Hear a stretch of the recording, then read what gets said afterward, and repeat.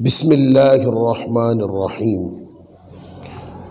یا صاحب الجمال و یا سید البشر من وجهک المنیر لقد نور القمر لا يمكن الثناء كما كان حقه بعد از خدا بزرگ توی قصہ مختصر واحسن منک لم تر قط عینی واجمل منک لم تلد النساء خلقت مبرأ من كل عیب كأنك قد خلقت كما تشاء بلغ العلا بکمالہ کشف الدجا بجمالہ حسنت جمیع خصالہ صلوا علیہ وآلہ۔ درود و سلام پڑھیے۔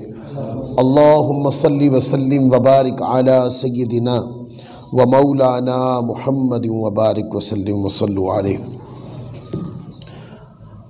آج جمعۃ المبارک اور یہ وہ جمعہ ہے جو بالکل معراج النبی صلی اللہ علیہ وسلم کی بابرکت رات کے ساتھ متصل ہے، یعنی کہ آج جمعہ کا دن ہے، کل ہفتے کی رات وہ عبادت کی رات ہے، معراج النبی کی رات ہے، اور حضور صلی اللہ علیہ وآلہ وسلم کو 27 رجب المرجب میں آقا علیہ السلام کو ہجرت سے 1 سال پہلے حضور علیہ السلام کو معراج ہوئی، اور معراج کے بہت مقاصد ہیں، لیکن ایک بڑا مقصد معراج کا یہ تھا کہ حضور علیہ السلام کو اللہ تبارک و تعالیٰ نے اپنا دیدار کروایا، اور جب حضور نے اللہ تعالیٰ کا دیدار کیا تو دنیا میں یہ خصوصیت صرف حضور کے ساتھ ہو گئی۔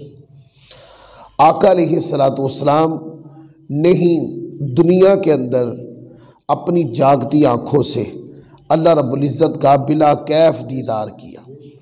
اب اس کے اوپر ہم پچھلے بیان میں روشنی ڈال چکے ہیں کہ وہ جو رؤیت تھی، وہ جو دیدار ربی تھا، اس کی کیفیت کیا تھی، جہت کیا تھی۔ تو جو لوگ سوال کرتے ہیں اگر وہ ہمارا مقدمہ سمجھ لے کہ ہم کس طرح کا دیدار کہتے ہیں، کیسا دیدار مانتے ہیں، اگر وہ ہمارا مقدمہ پڑھ لیں تو پھر ان کا اعتراض بنتا نہیں، کیونکہ جو وہ آیات پیش کرتے ہیں وہ اس دیدار کی آیات پیش کرتے ہیں جس میں ادراک لازم آتا ہے۔ تو میں نے آپ کو پہلے کہا کہ ہم آقا علیہ السلام نے اپنے رب کو دیکھا یہ مانتے ہیں، پر اس دیدار کے اندر ادراک نہیں مانتے، اور پھر اس پر دلائل دیے گئے تھے کہ ادراک کے بغیر بھی دیدار ممکن ہے، اور میں نے آسمان کی ایک مثال دے کر بات کو سمجھایا کہ آپ آسمان کو دیکھیں تو آسمان کا دیدار ہوتا ہے، پر اس کی حقیقت و ماہیت کا پتہ بھی نہیں چلتا، اور وہ آنکھوں کے اندر بند بھی نہیں ہوتا۔ آقا علیہ السلام کی معراج کے حوالے سے آگے قرآن مجید سے ہم پڑھیں گے، حوالہ میں دیتا ہوں پھر اس کو عبارت آیت بھی پڑھتے ہیں۔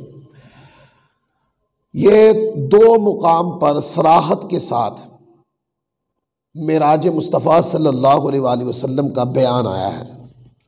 اس کے اندر ایک تو پارہ نمبر 15 کی پہلی ہی آیت ہے جس پر ہم گفتگو کر چکے، اور دوسری سورۃ نجم کی ابتدائی آیات جو پارہ نمبر 27 ہے، اس کا یہ رکوع نمبر 4 ہوگا، تو رکوع نمبر بلکہ 5 ہوگا، رکوع نمبر 5 سے وَالنَّجْمِ إِذَا هَوَىٰ مَا ضَلَّ صَاحِبُكُمْ وَمَا غَوَىٰ، یہ سارا معراج مصطفیٰ کا بیان۔ اچھا، معراج کا تعلق 2 طرح سے ہے، ایک ہے جانا، ٹھیک ہے، اور ایک ہے جا کے واپس آنا، ٹھیک ہے نا۔ تو معراج کی ابتدا جس کا تعلق دنیاوی امور کے ساتھ ہے اس کا بیان بھی قرآن مجید، یعنی معراج کا ابتدائی حصہ جو ہے اس کا ذکر بھی قرآن پاک کے اندر ہے، اور معراج کا جو انتہائی حصہ ہے وہ عالم لامقام اور اللہ کی قربتیں اور اللہ کا دیدار، اس کا ذکر بھی قرآن پاک کے اندر ہے کہ سورۃ نجم کی ابتدائی آیات سے اہل سنت کے ہاں یہی مراد ہے۔ اچھا، پھر معراج النبی کے حوالے سے احادیث کے اندر کتنا مواد ہے؟ اگر کوئی بندہ ایسی بات کرے کہ کوئی تاثر دینا چاہے کہ معراج کے بارے میں کوئی اتنی حدیثیں نہیں ہیں، تو معراج کے بارے میں یہ بات کرنے والا علم حدیث سے بالکل بے خبر ہے۔ اس کا اتنا ذکر آیا ہے معراج کا، اور اکثر کوئی بھی حدیث کی کتاب کھولے اور حدیث کی کتاب کھول کے جہاں سے نماز کا بیان شروع ہوتا ہے نا، کتاب الصلاۃ شروع ہوتی ہے، جہاں نماز کی بات ہوگی وہی معراج کی بات بھی ہوگی۔ یہ موٹی بات آپ کو بتا دی۔ آپ چاہے بخاری اٹھا لیں، چاہے مسلم اٹھا لیں، آپ نسائی اٹھا لیں، ابو داؤد اٹھا لیں، ابن ماجہ اٹھا لیں، کوئی بھی کتاب اٹھا لیں۔ اچھا، آپ کہیں گے قاری صاحب یہ ہر حدیث کی کتاب کے اندر آپ کہتے ہیں جہاں نماز کی بات ہوگی وہاں معراج کی بات ہوگی۔ دیکھیں نا، حدیث کی کتابوں میں نماز کی فرضیت کا ذکر آتا ہے کہ نہیں؟ ہر حدیث کی کتاب میں آپ دیکھیں کہ نماز کب فرض ہوئی، نماز کہاں فرض ہوئی، نماز کتنی فرض ہوئی، نماز کس پہ فرض ہوئی ہے، پھر نماز کے طریقے سارے بعد میں آتے ہیں۔ پہلے یہ پتہ چلتا ہے کہ نماز جو ہے وہ کب فرض ہوئی، اور جب یہ ذکر آتا ہے کہ نماز کب فرض ہوئی تو نماز تو معراج کی رات ہی فرض ہوئی ہے۔ جب حضور معراج سے آئے ہیں تو آقا علیہ الصلوۃ والسلام نے آ کر ہی تو بتایا کہ اللہ تعالیٰ عز و جل نے مجھے نمازوں کا تحفہ عطا فرمایا ہے، اور مسلمانوں یہ تم پر نماز اللہ نے ضروری کر دی ہے۔ تو جب بھی کوئی بندہ نماز کی بات کرے گا وہاں اس کو مصطفیٰ کی معراج کی بات کرنا پڑے گی۔ تو یہ جو لوگ کہتے ہیں نا کہ بھائی اتنا ذکر نہیں آیا، سنی لوگوں نے مسئلے کو اٹھا رکھا ہے، نہیں، انہیں کہ سنی لوگ مسئلہ وہی اٹھاتے ہیں جو سنت سے ثابت ہوتا ہے، اور جو حدیث میں آیا ہوتا ہے نا وہی سنی لوگ اٹھاتے ہیں۔ آپ حیران ہوں گے، یہ ابتدائی چند باتیں ہیں، پھر انشاءاللہ میں قرآن پاک کی طرف آتا ہوں، اپنے مسئلے کی طرف آتا ہوں۔ یہ علماء کرام کی محنتیں ہیں، کم و بیش 28 صحابہ کرام سے معراج روایت ہوئی ہے۔ کتنے صحابہ سے؟ 28 صحابہ کرام سے براہ راست انہوں نے معراج کی روایت کو آگے امت کی طرف روایت کیا، بیان کیا ہے۔ اچھا چلو میں نام بھی پڑھ دیتا ہوں، آپ کو سمجھ آ جائے گی۔ جب میں نام پڑھوں گا تو کتنے کتنے بڑے بڑی ذوات ہیں، اور کتنے یعنی کہ بڑے علمی قد آور صحابہ کرام نے معراج کو روایت کیا ہے۔ مطلب آپ دیکھتے ہیں حضور علیہ الصلوۃ والسلام کی خدمت میں 10 سال رہے حضرت انس بن مالک۔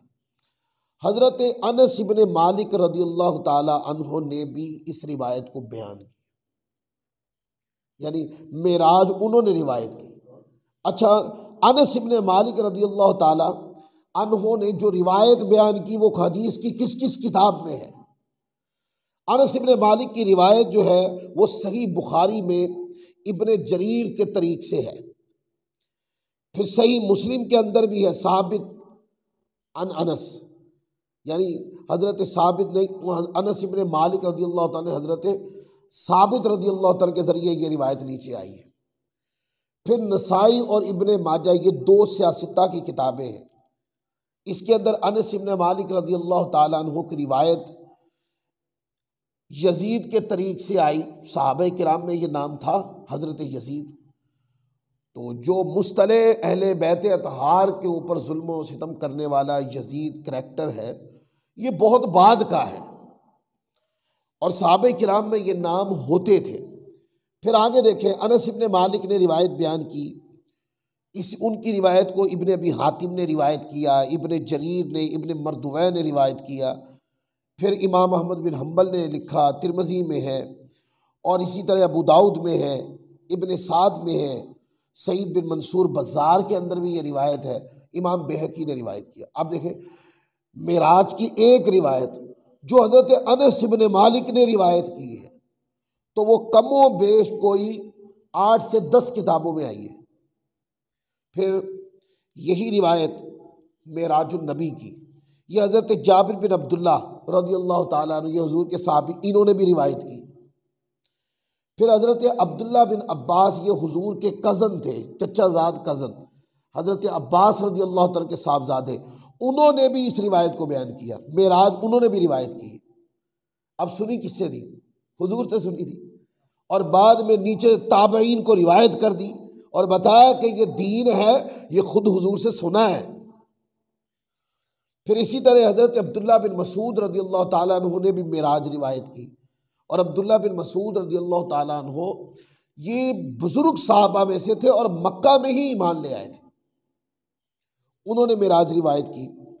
پھر حضرت مالک بن ساسا رضی اللہ تعالیٰ عنہ، انہوں نے بھی روایت کی۔ پھر حضرت ابو ذر غفاری رضی اللہ تعالیٰ عنہ، کتنا بڑا نام ہے، انہوں نے بھی معراج روایت کی۔ پھر حضرت ابو ہریرہ رضی اللہ تعالیٰ معراج بیان کی۔ پھر اسی طرح حضرت حذیفہ بن الیمان رضی اللہ تعالیٰ عنہ، انہوں نے بھی معراج روایت کی۔ تو نام دیکھتے ہیں کتنے کتنے بڑے نام ہیں صحابہ۔ حضرت سامورہ بن جندب رضی اللہ تعالیٰ عنہ نے بھی معراج روایت کی۔ حضرت سہل بن سعد الساعدی رضی اللہ تعالیٰ عنہ، انہوں نے بھی معراج کی حدیث کو روایت کی۔ حضرت شداد بن اوس نے معراج کی حدیث کو لکھا، حضرت صہیب نے روایت کیا، حضرت عبداللہ بن عمر نے روایت کیا، حضرت عبداللہ بن عمرو بن شعیب نے روایت کیا، حضرت عبداللہ بن اسعد بن زرارہ رضی اللہ تعالیٰ، یہ بھی حضور کے صحابی، انہوں نے معراج روایت کی۔ حضرت ابو ایوب انصاری رضی اللہ تعالیٰ عنہ نے بھی معراج روایت کی۔ پھر حضرت ابی حیہ رضی اللہ تعالیٰ عنہ نے بھی روایت بیان کی معراج کی۔ پھر حضرت ابی العمرہ رضی اللہ تعالیٰ عنہ نے بھی معراج روایت کی۔ حضرت ابی سعید خدری نے روایت کیا دوسری بار، ابی یعلا رضی اللہ تعالیٰ عنہ نے روایت کیا، حضرت سیدہ عائشہ صدیقہ رضی اللہ تعالیٰ عنہا نے بھی معراج کو روایت کی، اور حضرت اسماء بنت الصدیق جو حضرت عائشہ صدیقہ رضی اللہ تعالیٰ عنہ کی بہن تھی، انہوں نے بھی روایت کی۔ پھر حضرت فاروق اعظم رضی اللہ تعالیٰ عنہ نے روایت بیان کی معراج کی، حضرت ابی سفیان انہوں نے روایت بیان کی، اور حضرت مولا کائنات علی المرتضیٰ نے روایت بیان کی، اور حضرت عبد الرحمن بن قرط انہوں نے روایت بیان کی، اور حضرت بریدہ رضی اللہ تعالیٰ عنہ۔ یہ 28 صحابہ کرام ہیں جنہوں نے حضور سے معراج کو سن کر نیچے تابعین کی طرف یہ دین کو روایت کر دی ہے۔ اب بتائیں، ایک ایک صحابی کی روایت درجنوں کتابوں میں آئی ہے، اور صحابہ روایت کرنے والے 28 ہیں، اور تم کہتے ہیں یہ چھوٹی سی بات ہے، سنیوں نے ایسے اس کو بڑھا رکھا ہے۔ اس کا مطلب یہ ہے کہ تمہاری عقل چھوٹی ہے اور بہت چھوٹی ہے۔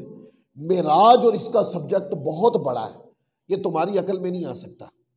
اور پھر دوسری بات یہ ہے کہ معراج جو ہے اس کا تعلق عظمت مصطفیٰ سے ہے، اور وہ عام لوگوں کی زبان سے نکلنا بہت مشکل کام ہے۔ ہماری زبان پر عظمت مصطفیٰ کا ترانہ آتا ہے تو ہماری تو زبان میٹھی ہو جاتی ہے۔ ہم تو کہتے ہیں یہ ایک بار آیا، اگلی بار پھر آئے، پھر درجنوں بار، ہزاروں بار، لاکھوں بار، کروڑوں بار، جتنی بار بھی آئے یہ کم ہے۔ اچھا، اب آ جائیں کہ معراج کی مقصدیت میں ایک چیز میں نے بیان کی کہ معراج اس وجہ سے بھی کروائی گئی تھی کہ حضور علیہ الصلوۃ والسلام کو اللہ کا دیدار کروایا جائے۔ تو آپ مجھے ایک بات بتائیں، آقا علیہ الصلوۃ والسلام نے رب کا دیدار کیا اور معراج میں جبریل کا دیدار نہیں ہوا، اس پر پچھلے جمعے میں نے کافی گفتگو کر دی۔ یہ جو بات ہے کہ آقا نے اللہ کو دیکھا ہے، یہ کہ حضور کا اللہ کو دیکھا ہونا ضروری بھی ہے۔ آپ پوچھیں کیوں؟ بھئی یہ ہمارے ایمان کی بات ہے۔ کیسے؟ آپ قرآن مجید پڑھیں، اللہ رب العزت نے ارشاد فرمایا قل هو اللہ احد، کہ آپ کہہ دیجئے، فرما دیجئے کہ هو اللہ احد، اللہ ایک ہے۔ اب میں ایک بات پوچھتا ہوں آپ سے، ایمان کے اندر اگر کوئی کہے نا کہ میں رب کو مانتا ہوں اور ایک مانتا ہوں، تو کسی چیز کو ایک ماننا یہ تصور وحدت تو ہو سکتا ہے، توحید نہیں ہو سکتا۔ تصور وحدت کیا ہوتا ہے؟ تصور وحدت یہ ہے کہ آپ نے کسی چیز کو ایک مان لی، یہ تصور وحدت۔ اور تصور توحید اور ہے۔ ایمان کے اندر تصور وحدت فقط ضرورت نہیں ہے، بلکہ کامل نظریہ توحید کی ضرورت ہے، وگرنہ بندہ ایمان میں داخل ہی نہیں ہوگا۔ کوئی بندہ کہتا ہے میں رب کو ایک مانتا ہوں اس لیے کہ میں نے کائنات کے اندر غوطہ زنی کی، کائنات میں غوطہ زنی کرنے کے بعد میں نے دیکھا کہ سورج ایک ہی طرف سے نکلتا ہے اور پھر ایک ہی طرف دوسری طرف ڈوب جاتا ہے۔ اچھا، جب میں مہینوں کے چکر کو دیکھا تو مہینے اپنا چکر اسی طرح پورا کرتے، میں نے موسم کو دیکھا تو موسم جہاں جہاں بدلتے وہ اسی ترتیب کے ساتھ کائنات میں بدل رہے ہیں۔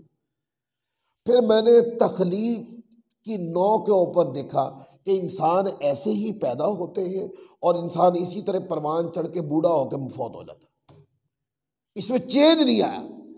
یعنی ایسا نہیں ہوا کہ انسان ماں کے پیٹ سے بوڑھا پیدا ہوا ہو اور دنیا میں آ کے جوان ہو جائے، ایسا واقعے میں نہیں آیا۔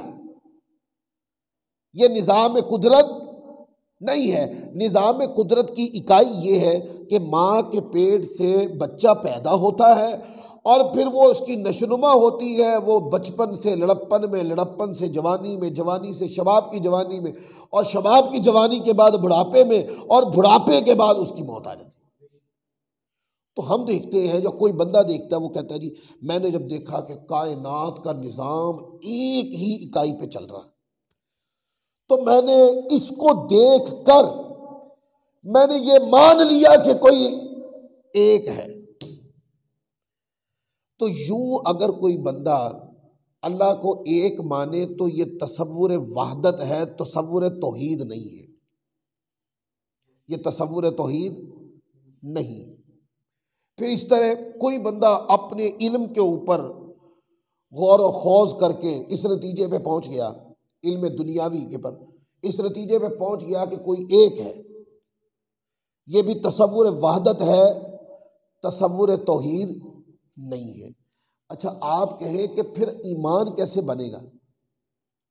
ہاں، ایمان ایسے نہیں کہ آپ اپنے زاویے سے کوئی نظریہ گھڑ کے یا بنا کر یا سوچ کر یا کسی نتیجے پہ پہنچ کر دنیاوی اعلی کار سے آپ کہیں کہ کوئی ذات ہے اور وہ ایک ہے، تو یہ ایمان نہیں بنے گا۔ ایمان کے لیے فقط تصور وحدت کی نہیں بلکہ کامل تصور توحید کی ضرورت ہے۔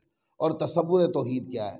تصور توحید یہ ہے کہ جو بھی رب کو مانے وہ وسیلہ مصطفیٰ سے مانے، وہ وسیلہ مصطفیٰ۔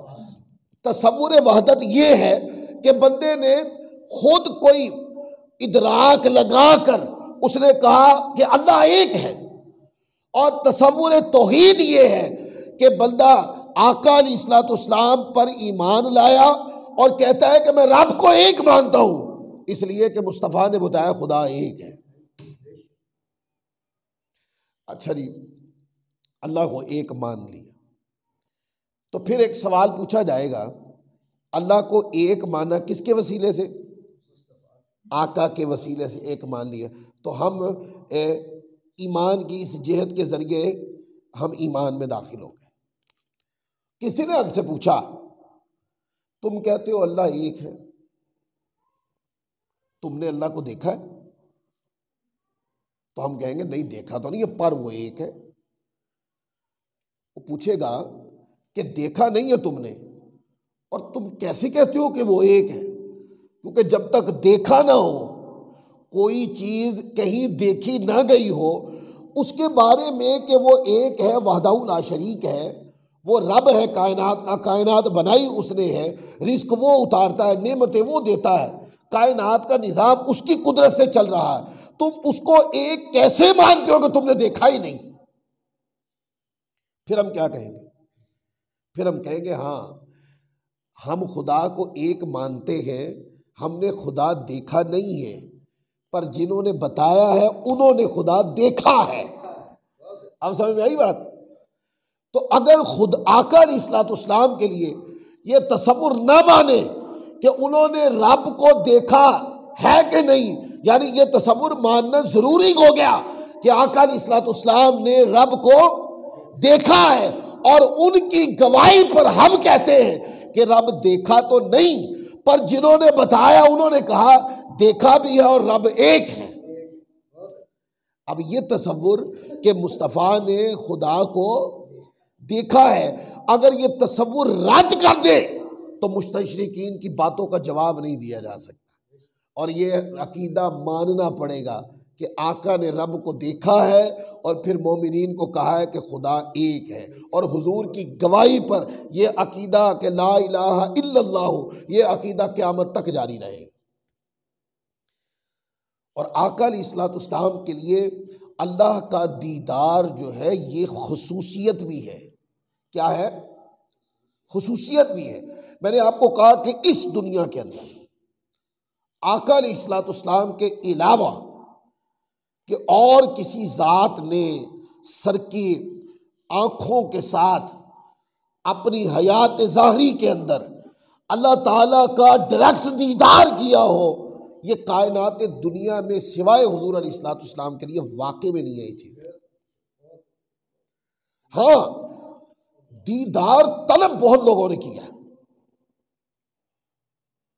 کئی لوگوں کے دلوں میں، بزرگ ہستیوں کے دلوں میں یہ باتیں کسی کے دل میں آئی ہوگی، لبوں پر نہیں آئی ہوگی، اور ان پاک ذاتوں میں سے ایک پاک ذات ایسی تھی کہ ان کے لبوں پہ ہی آ گئی تھی، کیونکہ وحی نازل ہوتی تھی نا، تو وحی کی مٹھاس کو اپنے قلب میں محسوس کرتے تھے، تو وہ مٹھاس جب جنوں بنی اور کہا اے مولا یہ جو تیری وحی ہے، تیرا کلام ہے، اے مولا اس کے اندر اتنی مٹھاس ہے، تو تیرے دیدار کی مٹھاس اور ٹھنڈک کا عالم کیا ہوگا؟ تو موسیٰ علیہ الصلوۃ والسلام نے اللہ رب العزت کی بارگاہ میں یہ سوال ہی کر دیا، اور سوال کیا کیا؟ انہوں نے اللہ کی بارگاہ میں کہا مولا مجھے اپنا دیدار کروا، اور یہ پارہ نمبر 9 ہے اور سورۃ الاعراف ہے۔ میں وہ آیت پڑھ کے سناتا ہوں پھر آگے گفتگو کرتے ہیں۔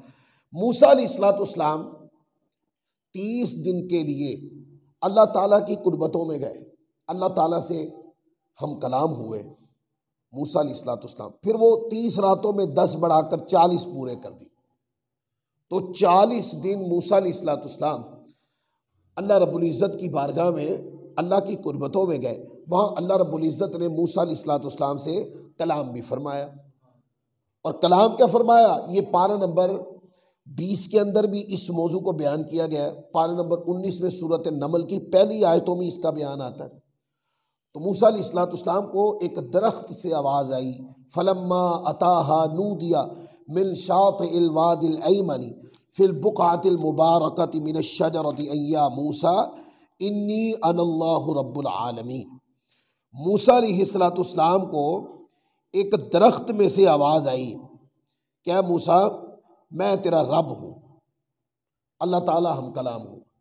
جب اللہ تبارک و تعالیٰ موسیٰ علیہ الصلوۃ والسلام سے ڈائریکٹ ہم کلام ہوا، تو اللہ تبارک و تعالیٰ عز و جل کی جو زبان قدرت کے جو کلام ربی تھا، موسیٰ علیہ الصلوۃ والسلام نے اس کی ٹھنڈک کو محسوس کیا، محسوس کرنے کے بعد کہا مولا یہ کلام اتنا پیارا ہے تو تیرا دیدار کتنا پیارا اور عالی شان ہوگا۔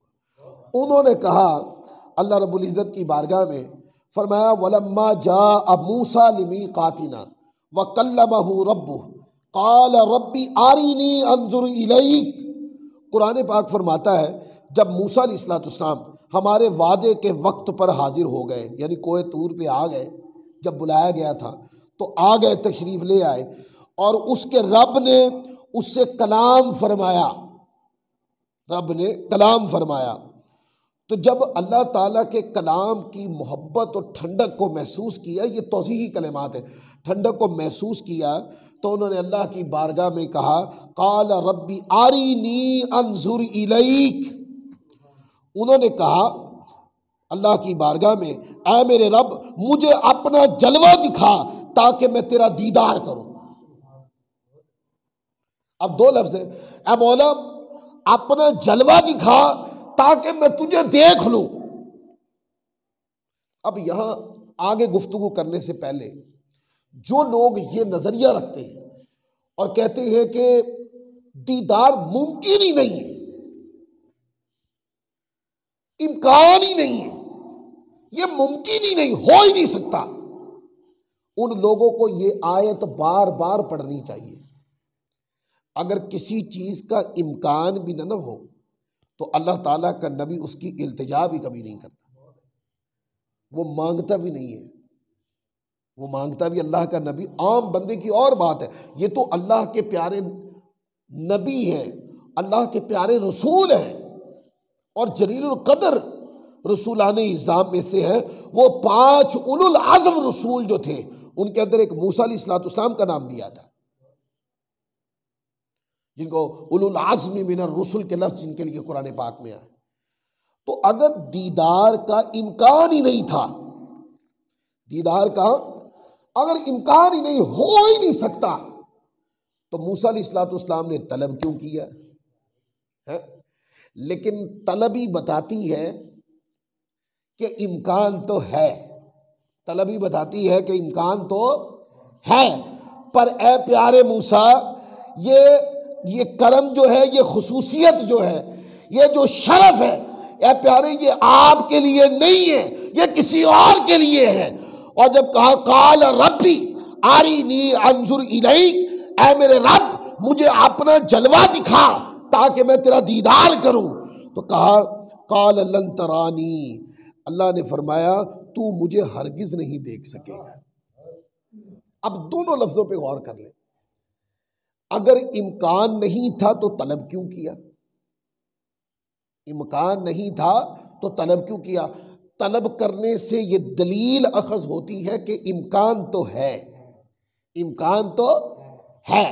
اور جب اللہ رب العزت نے کہ دیکھ نہیں سکتے، تو یہ نفی کلیتاً رب کائنات میں نہیں فرمائی، یوں نہیں آیا قرآن پاک میں اے پیارے موسیٰ کوئی بھی مجھے نہیں دیکھ سکتا، یہ قرآن پاک میں کہیں بھی نہیں ہے۔ ہاں لوگ غلط ترجمے کر لیں تو ان کی بات، کیونکہ آج کل سوشل میڈیا پر ایک ایسی ہنگامہ رہی ہے کہ کسی بندے کا کوئی دین کا نالج نہیں، پڑھے نہیں، کتابیں پڑھی نہیں ہے، پر وہ میڈیا پہ بیٹھ کے دین پہ رائے دے رہے ہیں۔ تو اس طرح کا کوئی محقق غلط ترجمہ کر کے لوگوں کو بھٹکا دے تو وہ علیحدہ بات ہے، وگرنہ جب اللہ رب العزت نے دیدار کی نفی کی تو اللہ نے فرمایا قال لن ترانی، اللہ نے فرمایا تو مجھے، اے پیارے موسیٰ تو مجھے نہیں دیکھ سکا۔ اور اگر مطلقاً دیدار ہو ہی نہیں سکتا تو پھر یوں نہیں آتا کلام، پھر اس طرح آنا چاہیے تھا کہ اے پیارے موسیٰ مجھے کوئی بھی نہیں دیکھ سکتا۔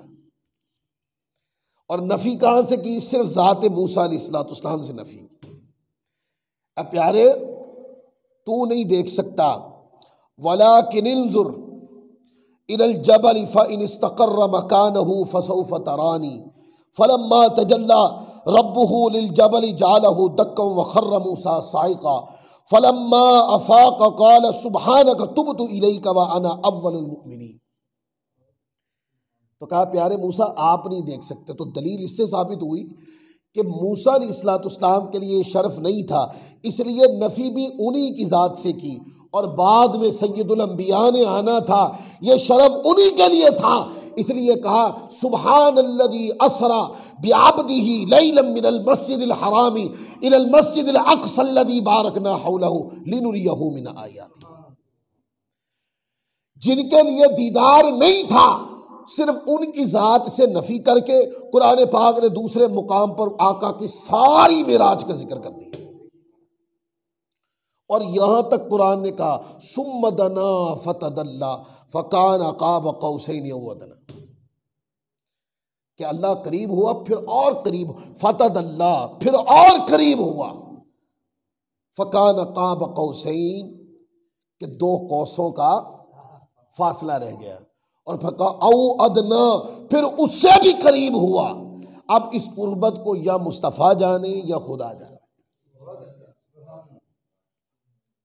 لیکن چونکہ پیارے نے لجاجت جو کی تھی، موسیٰ علیہ السلام نے دیدار طلب کر لیا، اور انبیاء کرام یہ اللہ تبارک و تعالیٰ کے محبوب بندے ہوتے ہیں، جو ان کے ساتھ محبت کرے اللہ ان کو بھی محبوب بنا لیتا، جو ان کی پیروی کرے اللہ ان کو بھی محبوب بنا لیتا، جو ان کا ذکر کرے اللہ ان کو بھی محبوب بناتا، جو ان کے تعریف اور ان کی سیرت پر کو پڑھے اور عمل شروع کر دے اللہ اس کو بھی محبوب بنا لیتا۔ یہ ایسی ذوات ہے۔ اور موسیٰ علیہ السلام نے اللہ کی بارگاہ میں یہ عرض کر دیا تھا، اے مولا مجھے اپنا جلوہ دکھا تاکہ میں تجھے دیکھ لوں، میں تجھے دیکھوں۔ تو اللہ نے فرمایا قال لن ترانی، اے پیارے موسیٰ تو مجھے ہرگز نہیں دیکھ سکے گا۔ اور پھر آگے فرما دیا، کہا البتہ اس پہاڑ کی طرف دیکھ جس پر موسیٰ علیہ السلام تشریف فرما تھے، کھڑے تھے، فرمایا اس پہاڑ کی طرف دیکھ، یہ اگر اپنی جگہ پر ٹھہرا رہا تو ان قریب تو مجھے دیکھ لے گا۔ اور پھر جب اس کے رب نے پہاڑ پر اپنا نور چمکایا تو اسے پاش پاش کر دیا۔ کہا پیارے موسیٰ پھر آپ پہاڑ کو دیکھیں، ہم جو صفاتی تجلی ہے نا، صفاتی تجلی، اس کا ایک جلوہ صفاتی تجلی کا ہم پہاڑ پہ ڈالیں گے، اور اگر پہاڑ برداشت کر گیا تو پیارے موسیٰ آپ بھی دیکھ لیں گے۔ تو جب پہاڑ پر اللہ تعالیٰ نے اپنی صفاتی تجلی ڈالی تو قرآن فرماتا ہے جب تجلی ڈالی للجبل جعلہ دکا وخر موسیٰ صاعقا، کہ وہ پہاڑ پاش پاش ہو گیا، پہاڑ ٹکڑے ٹکڑے ہو گیا۔ اور پھر فرمایا فلما افاق قال سبحانک تبت الیک وانا اول المؤمنین۔ پھر اللہ نے فرمایا، پھر جب موسیٰ علیہ السلام آنکھیں کھولی، چونکہ موسیٰ علیہ السلام اللہ کی جو صفاتی تجلی پہاڑ پہ ڈالی گئی تھی، موسیٰ علیہ السلام اس کو دیکھ کر مدہوش ہو گئے تھے۔ بعض لوگ ترجمہ کرتے بے ہوش ہو گئے تھے، میں اس ترجمے کو غلط نہیں کہتا، پر میں ایک توضیحی بریکٹ لگا کر اس ترجمے کی وضاحت کرنا چاہتا ہوں کہ اللہ کی صفاتی تجلی کو جب موسیٰ علیہ السلام نے دیکھا تو وہ مدہوش ہو گئے۔ جب مدہوشی سے ہوش آیا نا، یعنی وہ جو اللہ تبارک و تعالیٰ کی صفاتی تجلی کی لذت جب ختم ہوئی اور موسیٰ علیہ السلام آپ نے آنکھیں کھولی تو عرض کی قال سبحانک تبت الیک وانا اول المؤمنین، اے مولا تو پاک ہے، میں تیری طرف رجوع لایا اور میں سب سے پہلا مسلمان ہوں، مومن ہوں۔ تو اس سے آپ دیکھیں یہ کیا ہے موسیٰ علیہ السلام کی معراج، کہ انہوں نے دیدار طلب کیا، اللہ تبارک و تعالیٰ نے قال لن ترانی کہ تو مجھے نہیں دیکھ سکتی، اور پھر فرمایا کہ پہاڑ کی طرف تجلی کرتے ہیں، اگر وہ آپ پہاڑ برداشت کر گیا تو آپ بھی دیکھ لیں گے۔ اب علماء نے کہا یہ معراج موسیٰ میں اور معراج مصطفیٰ میں فرق ہے۔ وہ کیسے؟ آپ قرآن پاک اٹھا کے دیکھیں، موسیٰ علیہ السلام معراج کی جگہ پر چل کے آئے تھے، اور قرآن پاک اٹھا کے پڑھیں، موسیٰ علیہ السلام چل کے آئے تھے اور ایک خاص مقام مختص کیا تھا، اور خاص مقام کیا تھا؟ کوہ طور تھا۔ ایک تو یہ کہ موسیٰ علیہ السلام چل کے آئے اور مصطفیٰ سوئے ہوئے تھے، بلائے گئے، فرق ہے کہ نہیں؟ موسیٰ علیہ السلام پھر اکیلے آئے اور آقا علیہ السلام کے ساتھ تو رب کا بھیجا فرشتہ آقا کا خادم و غلام جبریل بھی ساتھ ساتھ تھا۔ تو پھر موسیٰ علیہ السلام جب کوہ طور کے قریب آئے تو اللہ رب العزت نے جب کوہ طور کے قریب آئے تو اللہ رب العزت نے موسیٰ علیہ السلام کو فرمایا فلما اتاہا نودی یا موسیٰ، کہا پھر جب وہ آگ کے پاس آئے تو اللہ رب العزت نے ندا فرمائی گئی کہ اے موسیٰ انی انا ربک فاخلع علیک انک بالواد المقدس طویٰ، اے موسیٰ علیہ السلام بے شک میں تیرا رب ہوں تو اپنے جوتے اتار دے، بے شک کہ تو وادی طویٰ یعنی پاک وادی میں حاضر تشریف لے آیا۔ آگے پاک وادی ہے، اے پیارے موسیٰ اپنے نالین مقدسین اتار دیجیے۔ اور حضور علیہ السلام پر معراج کی رات کوئی قید ایسی نہیں لگی، کوئی قید ایسی نہیں لگی۔ اور پھر موسیٰ علیہ السلام کو مقام پر بلایا، کس پر؟ مقام پر۔ وہ مقام کون سا تھا؟ وہ کوہ طور۔ کوہ طور کیا تھا؟ مقام۔ تو اللہ نے مقام پر بلایا اور مصطفیٰ کو لا مقام بلایا۔ معراج موسیٰ میں مقام تھا اور مصطفیٰ صلی اللہ علیہ وسلم کی معراج میں وہ لامکان تھا۔ لامکان کہتے ہیں کہ جس کے اوپر صرف لفظ مقام بولا جاتا ہے پر وہ کوئی مقام نہیں ہے، وہ کوئی مقام نہیں۔ اور پھر موسیٰ علیہ السلام سے اللہ ہم کلام ہوا، اور کہاں ہم کلام ہوا؟ زمین پر۔ اللہ تو اپنی شان کے لائق ہی ہم کلام ہوا، لیکن وہ زمین پر خطہ ہے جہاں موسیٰ علیہ السلام کے ساتھ اللہ ہم کلام ہوا۔ اور آقا علیہ السلام عالم لامقام میں گئے اور اللہ تعالیٰ فقط حبیب کے ساتھ ہم کلام ہی فقط نہیں ہوا بلکہ حبیب کی آنکھوں کے لیے اپنا دیدار بھی کھول دی۔ تو اس معراج میں فقط کلام تھا، اس معراج میں فقط کلام تھا، اور معراج مصطفیٰ میں کلام بھی تھا، دیدار بھی تھا۔ اور موسیٰ علیہ السلام کو آیت کریمہ پڑھتے ہیں تو پتہ چلتا ہے موسیٰ علیہ السلام کو 30 راتوں کے لیے بلایا، پھر 10 بڑھا کے 40 کر دی، یعنی 1 مہینہ 10 دن کے لیے بلایا موسیٰ علیہ السلام۔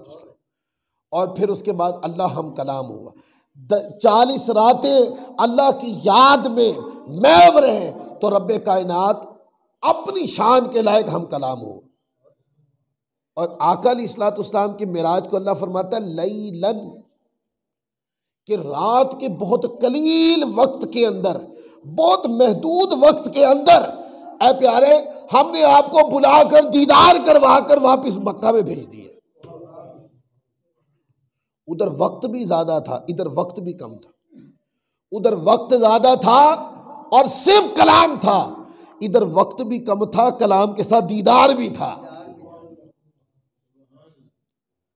ادھر دیدار بھی تھا۔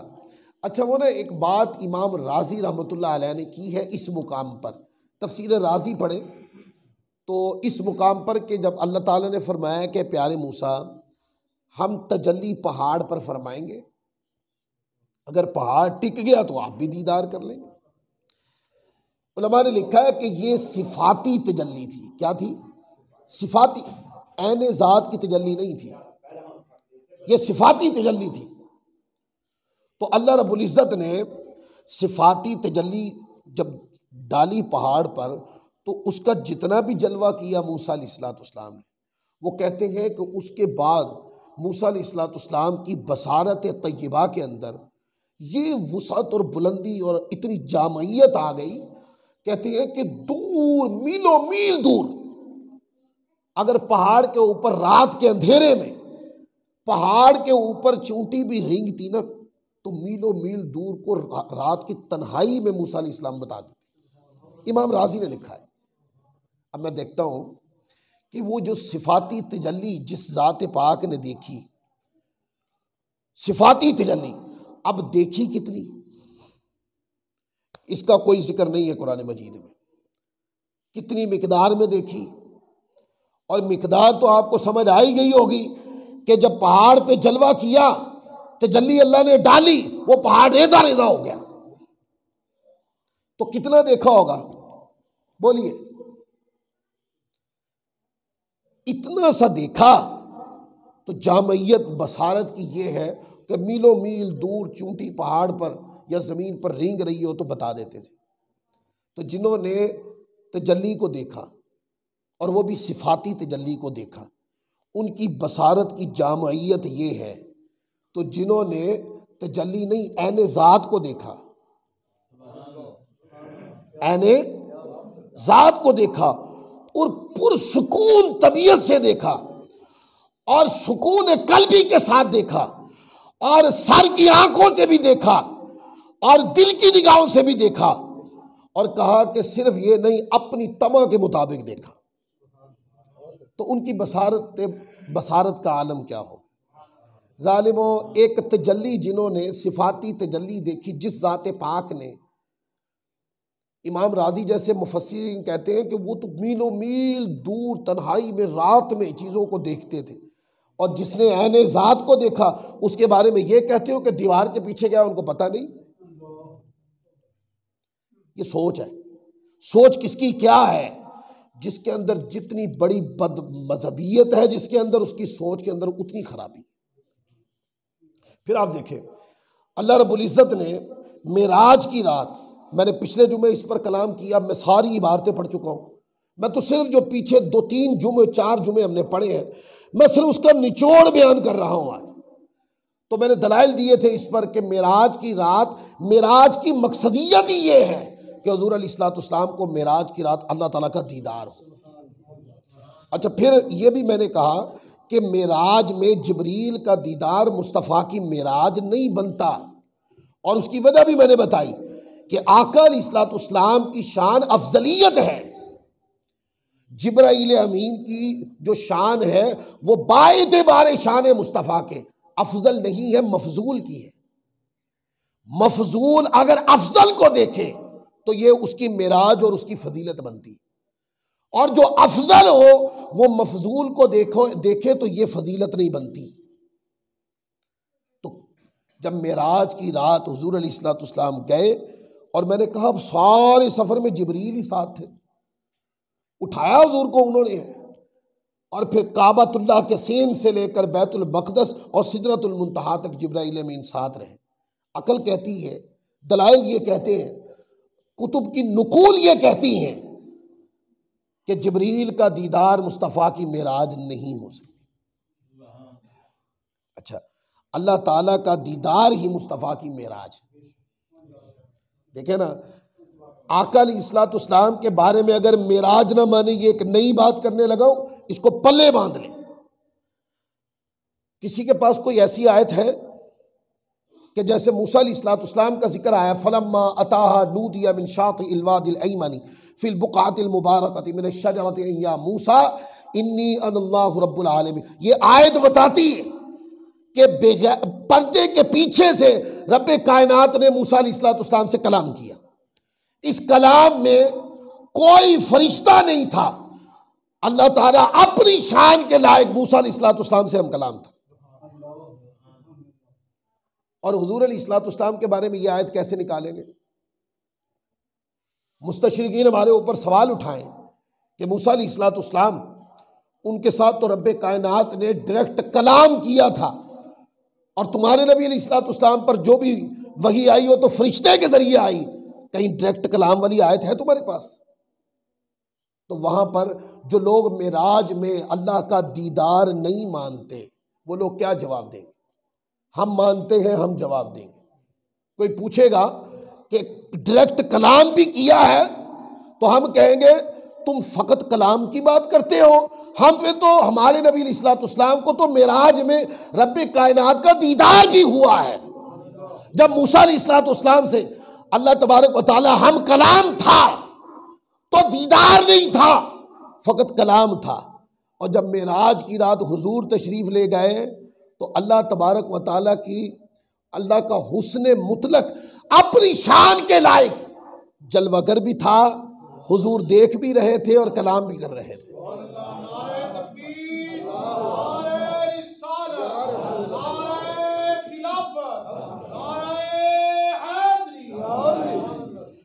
پچھلی بار میں نے بخاری شریف کا ایک حوالہ دیا تھا، وہ ابھی بھی میرے سامنے ہے۔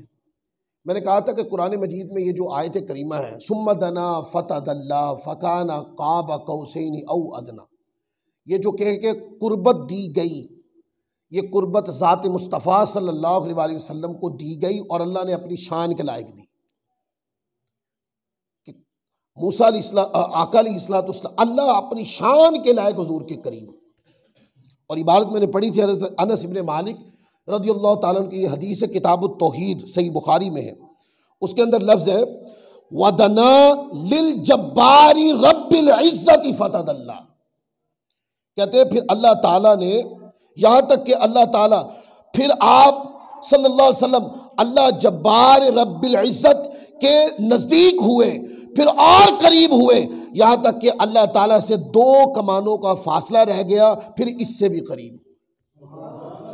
اب 2 طرح قرآن پاک میں اللہ کی قربت کا بیان ہے کہ اللہ اپنی شان کے لائق قریب ہوا، لیکن یہ جو قربت ہے چاہے حضور کی طرف سے ہے یا اللہ کی طرف سے، یہ قربت ما بین رب العزت اور ما بین ذات مصطفیٰ کے۔ پھر اسی بات کو حضرت عبداللہ بن عباس رضی اللہ تعالیٰ عنہ سے اس آیت کریمہ کی تفسیر پوچھی گئی، انہوں نے بھی فرمایا کہ ثم دنا فتدلی فکان قاب قوسین او ادنی، وہ کہتے ہیں رب تعالیٰ عز و جل حضور نبی پاک صلی اللہ علیہ وسلم سے قریب ہوا، پھر مزید قریب ہوا۔ اللہ نے قربت عطا کی اپنے حبیب کو، یہ قربت کیسے عطا کی یہ لفظوں میں بیان کرنے والی بات نہیں ہے، علم ہو گیا نا اللہ قریب ہوا، اور جس شان سے وہ قریب ہوا اس شان کو سمجھنے کی ہماری عقلوں میں استعداد نہیں۔ جب پتہ چل گیا کہ اللہ قریب ہوا تو جس ذات کے رب قریب ہو رہا، کیا وہ ذات رب کو دیکھ نہیں رہی ہے؟ وہ ذات رب کو دیکھ نہیں رہی۔ پھر اس طرح کئی ہے، حضرت عبداللہ بن عباس رضی اللہ تعالیٰ کی ہی ایک اور تفسیر ہے جو حضرت عبد بن حمید کے طریق سے روایت کی گئی، اس میں بھی یہی ہے ثم دنا فتدلی فکان قاب قوسین او ادنی۔ انہوں نے کہا اس قربت سے مراد یہ ہے کہ اللہ حضور علیہ السلام کے قریب ہو۔ اور ایک حدیث ہے حضرت کعب رضی اللہ تعالیٰ عنہ کے طریق سے یہ روایت بیان کی گئی ہے، وہ کہتے ہیں کہ یہ جو حضرت کعب بیان کرتے ہیں کہ بے شک اللہ تعالیٰ عز و جل نے اپنی رؤیت یعنی دیدار، اپنا دیدار اور اپنے کلام کو حضور علیہ السلام اور موسیٰ علیہ السلام کے درمیان تقسیم فرما دی۔ موسیٰ علیہ السلام کو کلام دیا اور آقا علیہ السلام کو فقط کلام نہیں، ساتھ دیدار بھی دیا۔ یہ حضور علیہ السلام کے یعنی اس شان کے حوالے سے یہ کافی روایتیں بہت پڑھ سکتے ہیں، اس پر میں پچھلے جمعے بھی کافی حوالے دیے۔ میں صرف آج معراج کا مضمون پیچھے جو بیان ہو گیا اس کو کور کر رہا تھا، اور یہ کہنا کہ حضور علیہ السلام کو اللہ تعالیٰ کا دیدار نہیں ہوا، میں آج اس بات کے اوپر کہ اگر یہ قول کر لیا جائے تو کس طرح کے سوالات اٹھیں گے، مستشرقین کے سوالات بھی اٹھیں گے اور بہت ساری چیزیں متضاد ہو جائیں گی اگر حضور علیہ السلام کے لیے ہم دیدار نہ مانیں۔ تو معراج ایک ایسی رات ہے، معراج کی رات 27 رجب المرجب کی جو رات ہے، یہ ایسی بابرکت رات ہے کہ اس رات یہ نمازیں جو پڑھ رہے ہیں یہ اسی رات کا تحفہ ہے۔ اور اسی طرح حضور علیہ السلام کو معراج کروائی گئی، یہ وہ رات ہے پاک رات، اور یہ رات عبادت کی رات ہے۔ بعض لوگ پوچھتے ہیں، اس طرح کی باتیں کرنا شروع کر دیتے ہیں، بھئی کس نے کہا کہ معراج کی رات تم لوگ عبادت کیا کرو؟ یہ کسی حدیث میں نہیں آیا۔ یاد دیکھیں، نفلی عبادت کرنے کے لیے حدیث میں آنا ضروری ہے نہیں؟ وہ کہتے ہیں آپ لوگ کٹھے ہوتے ہیں مسجدوں میں، ذکر شروع کر دیتے ہیں، منانے لگ جاتے ہیں۔ یار ہمارے پیارے آقا صلی اللہ علیہ وسلم کو معراج ہوئی، ایسی شان آپ کی کہ انبیاء کرام میں سے کسی کو نہ ملی، وہ رات آئے اور تم کہتے اللہ کی عبادت بھی نہ کرو۔ ایک صاحب نے یہ سوال پوچھا تو میں نے اس کو ایک آسان جواب دیا، آسان، مشکل بہت سارے جواب ہیں، بہت سارے سوال، میں نے اس کے پچھلے 3-4 جمعوں سے جواب دیتا آ رہا ہوں ساتھ۔ انہوں نے کہا کہ آپ معراج کی رات عبادت کیوں کرتے ہیں؟ میں نے کہا یار عبادت نازل ہی اس رات کو ہوئی ہے، یہ وہ رات ہے جس رات اس امت کو نمازیں کتنی ہیں اور کب کب پڑھنی ہے، اور نماز اللہ کی عبادت، یہ تحفہ اس رات کو ملا جو کل رات آ رہی ہے۔ آج کی رات ختم ہوگی، ہفتے کا اتوار کا دن آنے سے پہلے ہفتے کا دن گزرنے کے بعد جو رات آئے گی، یہ وہ رات ہے جس رات مسلمانوں پر نمازیں بھیجی گئیں اور حضور علیہ الصلوۃ والسلام کو تحفہ دیا گیا نماز کا، اور آقا علیہ الصلوۃ والسلام وہ تحفہ لے کے آئے اور اس تحفے کو ہم نے اپنے سینے سے لگایا اور امت مصطفیٰ اس پر عمل کرتی۔ اللہ تعالیٰ کی بارگاہ میں دعا ہے اللہ ہم سب کو عمل کی توفیق عطا فرمائے۔